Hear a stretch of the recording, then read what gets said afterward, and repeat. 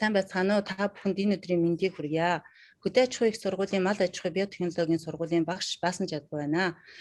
За, мал аж ахуй биотехнологийн сургуулийн багш судлаачдын баг 2014 оноос ногоон алт малын эрүүл мэндийн төслийн бэлчээр тэжээл мал аж ахуйн дэд төслүүдийг 12 аймгийн 25 суманд хэрэгжүүлж 30 орчим бодит ажлыг хийж сайн дуршлагыг нэвтрүүлж ажилласан юм аа. За, үүний нэг нь бол хадлагын газрыг тордон сайжруулсан ажил байгаа. За, энэ ажлын үр дүн та бүхэн танилцуулъя.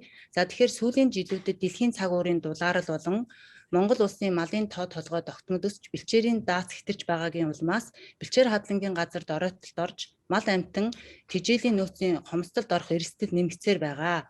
За, иймд бол бид хадлагын газрыг хашиж тордон сайжруулах, өвс тэжээлийг технологийн дагуу бэлтгэх, тэжээлийн нэр төрөл чанар хангамжийг нэмэгдүүлэх явдал нэн чухал байгаа юм. За, ингээд бол бид 2019 онд ногоон алт малын эрүүл мэндийн төслийн бэлчээр ашиглагчдын хэсэг суурилсан мал аж ахуйн менежмент дэд төслийн хүрээнд Архангай аймгийн Их Тамир сумын нутагт Тамирын голын Датмын нугад нэг га хадлагын талбайг хашиж хамгаалж 3 жилийн турш жил бүр бууц болон эрдэс бордоогоор бордож хадаа услага хийж сайжруулсан. За, ингээд судалгааны ажлын үр дүнд тордон сайжруулсан хадлагын газарт 38 зүйлийн ургамал бүртгэгдсэн бол хашааны гадна 21 зүйлийн ургамал ургаж байсан.